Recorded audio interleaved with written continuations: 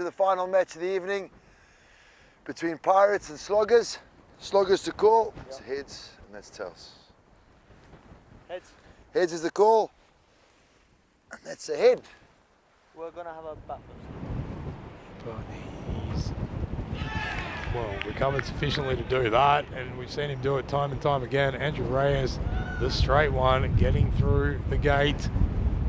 A big cross-batted swipe from Daswani. He was looking for the rope, but it was the ball that found the stumps, and he has to wander back off down to the pavilion. Conviviality going on as Freyoni dances down and sends that one over, all the way over the rope. 6 more runs.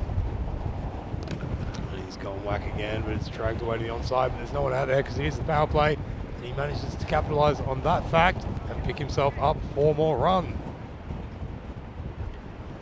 Comes down again this time, but it eludes him and it's been given. Yes, the umpire heard a nick. And Freyoni, for the first time that we've seen, he gets a nice nick. So Garrett has come on and managed to do a job. He loved the look of it from very early on, and so too did the umpire, Gareth Gomez. Heard a nick and well taken as well. And it'll be all the better for the experience in it, as that is another sky ball, and it evades Gilbert there. He didn't want to attack it. Well, he was caught in 2 minds, and this is always the issue with T10 cricket. And he's gone now, and Christian Lewis has come down, and Richard Cunningham, well, it was a valiant effort, sitting up and swirling and burling. And at the end of the day, Richard Cunningham could not quite get to it. This one from Grimes, it's been lifted up, straight up to Richard Cunningham, who manages to take a grab this time.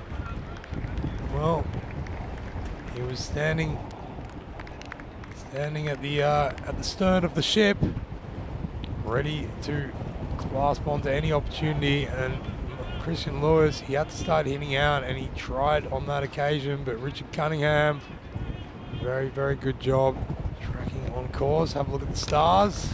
It pulls that one away off a length. Andrew Reyes is going to get down there, and he's going to do a really good job to try and stop it, but it seemed to tumble up. And this one's going big. It's going, well, it's not going to carry the fence, and the catching chance is there. Well, there you go. What a fantastic catch by Lorne Burns out there in the deep, running and diving forward. He's not going to over-celebrate, but they do have cause for a little bit of jubilation, because a very dangerous player has gone in Delgado on strike now. We know he can hit it as well. He has been bowled though. Isha Patel using that nice drift of his and just putting it slowly, bit of a fuller length as well, so enticing the drive, but no footwork to speak of, and as such, the bat swings across the line and the ball, the man out there that you want on strike, as he tries to go big, but it's right up in the end. Andrew Reyes is right under it, and he drops this one. Well, I was about to say he's not going to drop this. And this one, he's tried to drag it all the way to the rope. It might make it there. Ryan Grimes is coming around. He's not going to make it in time, though. Navas on strike now. That's a big full rank ball.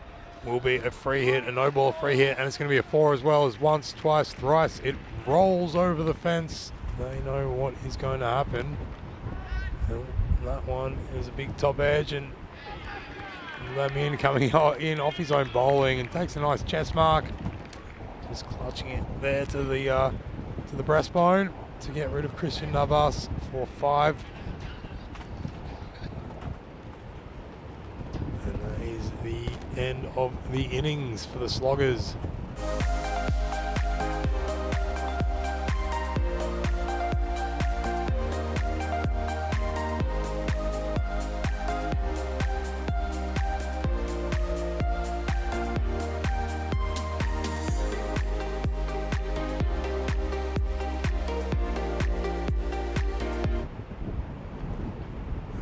Zamet comes in and takes that one taken nicely off the pads by Burns, and it might find the rope as well because he's found the gap, and despite the best efforts of Alex Stewart out there,